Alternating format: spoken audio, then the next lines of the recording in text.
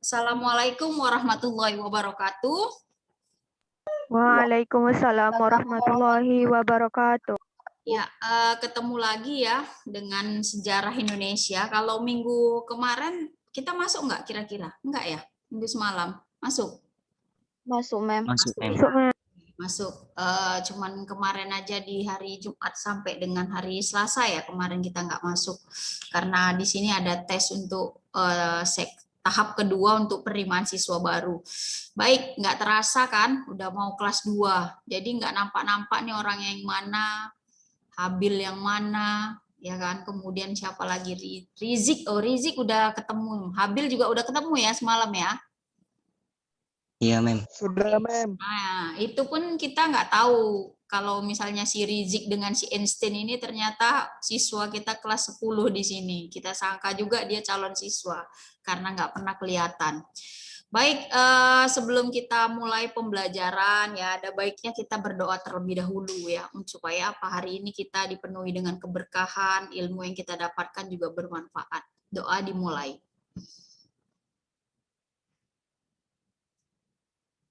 Doa selesai.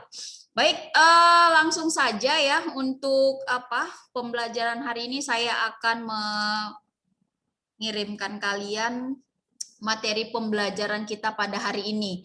Nah, kalau yang di minggu lalu kita itu masuk tetap di sejarah lokal yaitu tentang Kesultanan Delhi ya, Kesultanan Delhi. Kali ini kita akan membahas tentang Kesultanan atau Kerajaan Serdang. Masih dalam lingkup ya, masih dalam lingkup wilayah-wilayah kesultanan di Sumatera Utara atau Sumatera Timur pada zaman dahulu. Nah, jadi indikator pembelajaran yang akan kita dapatkan pada hari ini adalah kita ingin menganalisis bagaimana perkembangan Kerajaan Serdang ya, Kerajaan Serdang. Mungkin kalau kalian sadar atau nggak sadar juga yang rumahnya di wilayah seperti Perbaungan, kemudian wilayah Lubuk Pakam itu masuklah dalam satu kesatuan wilayah Kesultanan Serdang sampai dengan ya kawasan Rempah itu masuk ke dalam wilayah Kesultanan Serdang. Nah, kalau kalian lihat sekarang itu dibuat miniatur ya, miniatur ataupun contoh bagaimana Kesultanan Serdang istananya. Kalau nggak salah saya di sekitar Perbaungan dia, kalau kita dari Medan ke Jalan Lintas Medan ya, Jalan Lintas Medan itu sebelah kanan ada warna kuning dia kan, bentuk rumahnya atau istananya itu seperti rumah-rumah panggung. Tapi seperti itulah Kesultanan Serdang pada saat itu. Jadi pada zaman itu ya Kesultanan Serdang ataupun kerajaan pada saat itu sudah mewah sekali karena memang apa? Karena memang pada saat itu rumah-rumah itu memang sangat-sangat sederhana sekali. Jadi rumah-rumah panggung yang tinggi ya yang dibuat sebagai istana itu sudah sangat mewah sekali. Nah, itu tadi indikator yang mau kita dapatkan. Sekarang langsung aja ya, bagaimana kita akan membahas tentang sejarah terbentuknya dari Kesultanan Serdang. Jadi, Sultan pertama di Serdang itu adalah Tuanku Umar. Ya, Tuanku Umar itu adalah anak ketiga dari Tuanku Panglima Paradep. Nah, jadi ketika kita membicara tentang sultan, nah sultan ini bukan ini ya, bukan dibentuk berdasarkan misalnya kalau di zaman Hindu Buddha itu titisan raja ya. Memang kesamaannya sultan dengan raja pada masa Hindu Buddha dengan Islam, mereka akan dipilih berdasarkan keturunan. Jadi memang ya kerabat-kerabat dari sultan, misalnya di Kesultanan Delhi, dia punya kerabat misalnya di daerah itulah, di daerah mungkin sekarang ini Perbaungan atau Rempah atau segala macam. Nah, jadi kekerabatan dia itulah nanti yang akan dipilih dia menjadi apa? Pemimpin di daerah situ. Nah, jadi bukan berdasarkan atas kemampuan ya, tetapi atas kemampuan dari kekerabatan atau bahkan darah daging ataupun hubungan darah. Seperti itu dia untuk penempatan sultan ataupun raja-raja pada masa kekuasaan Islam. Nah, tetapi kalau misalnya ya seorang raja ataupun seorang sultan tidak mempunyai anak, maka diambillah dari saudaranya, misalnya anak dari adiknya atau anak dari abangnya yang menjabat sebagai raja ataupun sultan. Nah, jadi ada hubungannya enggak Kesultanan Serdang dengan Kesultanan Delhi, Kesultanan Langkat? Ada, semuanya ada. Mereka bersatu ataupun saling berkaitan satu sama lain karena masih sama dalam lingkup Sumatera Timur waktu zaman itu. Nah, ini bisa kalian lihat bagaimana ya sejarah terbentuknya ya, seperti yang saya katakan tadi, sejarah terbentuknya itu mulai dari mana? Mulai dari Kesultanan Delhi. Ya, Kesultanan Delhi dari mana? Mulai dari Kesultanan Aceh ya. Kemudian dia lepas dari Kesultanan Aceh dan membentuk satu kesultanan sendiri, yaitu Kesultanan Serdang. Nah, ini wilayah dari Kesultanan Serdang yang diarsir dari merah ini itu adalah wilayah Kesultanan Serdang. Nah, kalau kita berbicara dengan Kesultanan Serdang ya, pada masa Indonesia setelah merdeka, pada masa Orde Baru ya, untuk wilayah cakupan Deli Serdang itu sangat luas sekali, ya kan? Kalau kalian ingat dan kalian baca sejarah ya, wilayah cakupan Deli Serdang itu sangat luas. Mulai dari mana? Mulai dari luaran dari kota Medan, bahkan yang sekolah kita tinggalin ini adalah wilayah Deli Serdang, sampai dengan Perbaungan, sampai dengan Rempah, ya kan? Nah, itu adalah wilayah untuk Deli Serdang.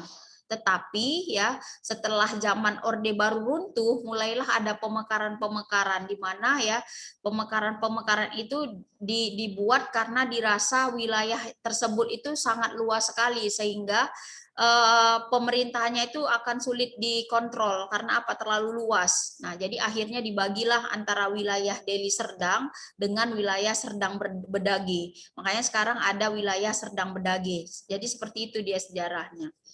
Baik, kemudian kalian bisa lihat ya, di sini saya membuat ya bagaimana seorang pemimpin-pemimpin ataupun raja-raja yang pernah berkuasa di Kesultanan Serdang atau di Kerajaan Serdang. Mulai dari nanti Tuanku Umar Johan ya kan, nanti sampai dengan kita mengenal dengan Tuanku Sinar ya, itu sangat terkenal sekali. Jadi dia bukan Tuanku Sinar ini, Tengku Lukman Sinar ini tidak saja dia terkenal di Serdang, tetapi dia terkenal di Medan. Nah, kenapa dia bisa terkenal di Medan? Karena memang dia punya kekerabatan ya kan, punya histori terhadap Kesultanan Delhi. Jadi sejarah-sejarah yang ada di Serdang maupun sejarah-sejarah yang ada di Kesultanan Delhi, Tuanku Lukman Sinar ini paham benar. Oke. Begitu. Nah, di sini nanti di Kesultanan Serdang, selain nanti dipimpin oleh seorang sultan, nanti akan dipimpin oleh seorang kepala rumah tangga. Nah, kepala rumah tangga itu nanti akan mengatur ya, fungsinya itu akan mengatur bagaimana urusan-urusan di dalam kesultanan tersebut, baik itu nanti dia mengurus tentang bagaimana jadwal si sultan itu, kemudian apa yang akan dilakukannya, kemudian bagaimana mengatur soal perekonomian. Jadi ya kesultanan ataupun sultan ataupun raja itu akan dibantu menjalankan segala aktivitasnya oleh kepala rumah tangga. Nah, baik. Nah, ini sultan sudah tahu ya, kalau sultan itu pasti akan posisi yang paling atas. Artinya penentu kebijakan, kemudian penentu keputusan itu adalah di tangan sultan. Namun ya kalau kalian lihat ya di sini 1960 sampai dengan 2001, maka kalau kita bercerita di sini Indonesia itu sudah merdeka. Nah, bagaimana peranannya ketika masa Indonesia di zaman kolonial? Apakah Kesultanan Serdang itu ada? Tetap ada ya, tetap ada. Nah, bagaimana hubungannya dengan Belanda? Seperti yang saya katakan, bahwasannya apa? Bahwasannya kesultanan yang ada di Sumatera itu ada yang bekerja sama dengan Belanda dan ada yang tidak. Nah, ada yang tidak ya, maksudnya seperti ini. Seorang raja, misalnya kita sebutkan saja, misalnya ada contohnya misalnya ya si Sri Sultan Tuanku Abu Nawar. Nah, pada masa dia nggak mau berkompromi dengan si Belanda. Kenapa? Karena menurut dia ya persekutuan dengan Belanda itu akan sangat merugikan rakyat, maka dia nggak mau. Nah, kemudian pada kepemerintahan yang lain, misalnya ya kan kepemerintahan setelah dia mangkat ataupun turun jabatan, nah di bawah kepemerintahan itu dia bekerja sama dengan si Belanda, mau bekerja sama dengan Belanda karena apa? Menguntungkan diri dia sendiri. Nah, artinya apa? Akhirnya dia bekerja sama dengan Belanda. Seperti itu. Jadi masing-masing sultan itu berbeda.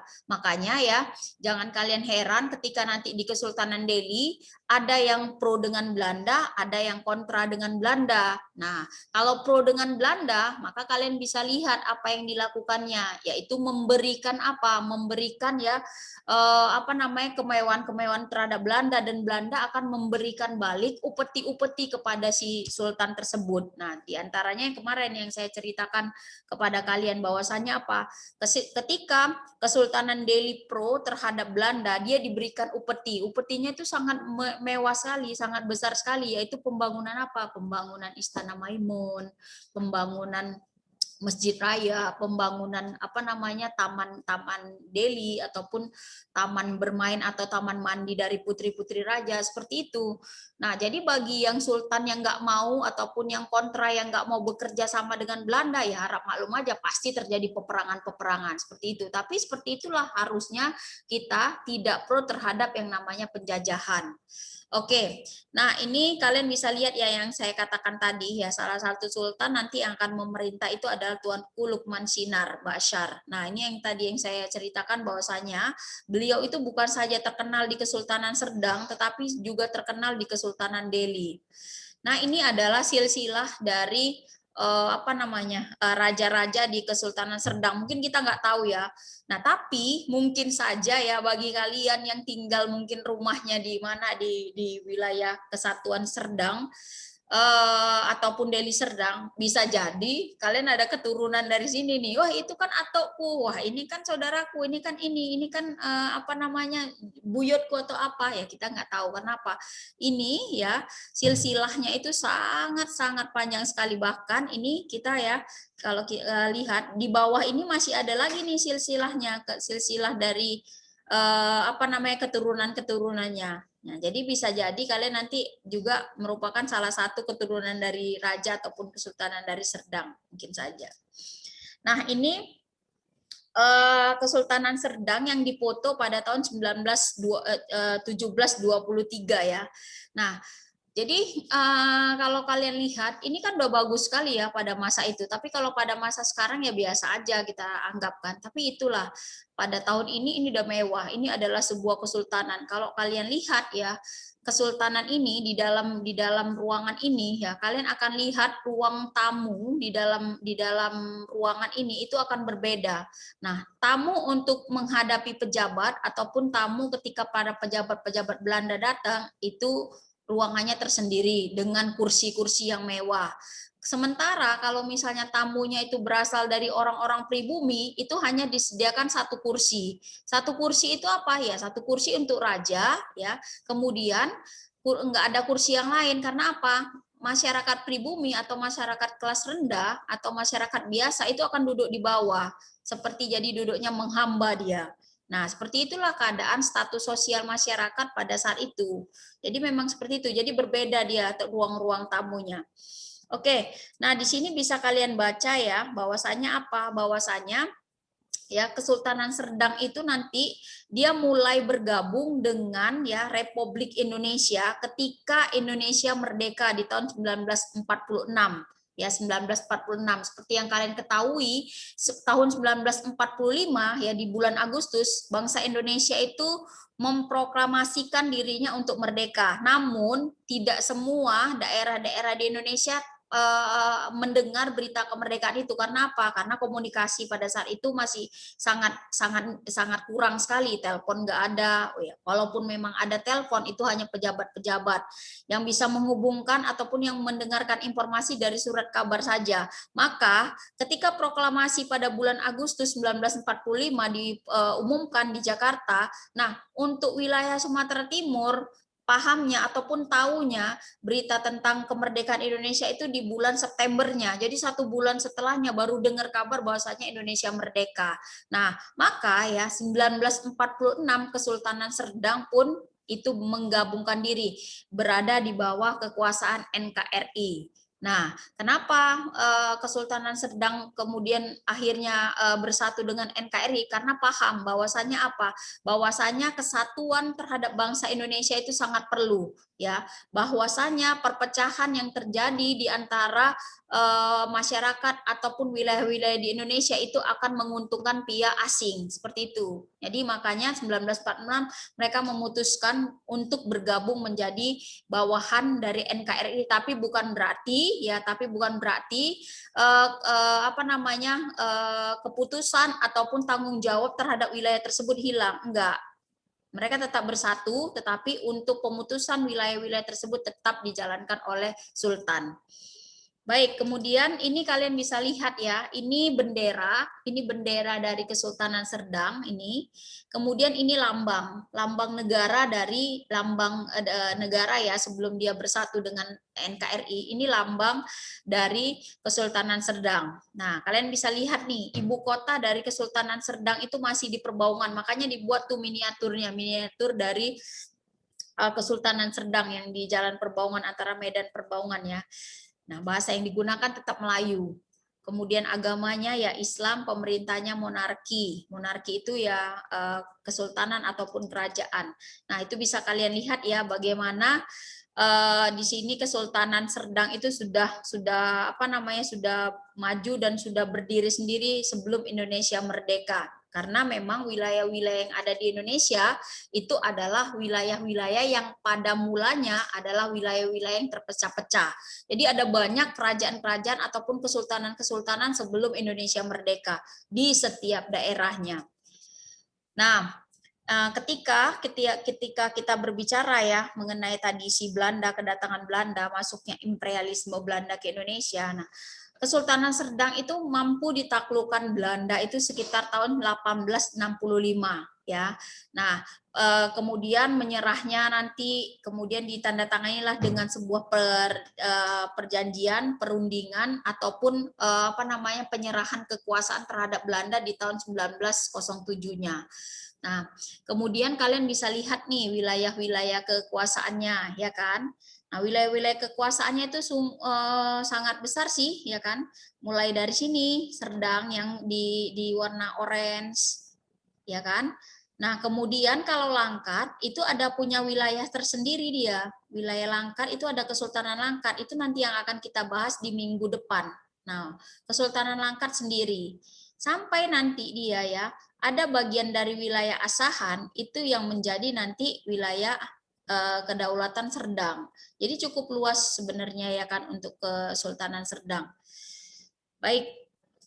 Nah, ini kalau kalian lihat ya, ini yang seperti yang saya katakan bagaimana nanti sejarah dari Kesultanan Serdang itu mulai berdiri sendiri, kemudian dia mulai nanti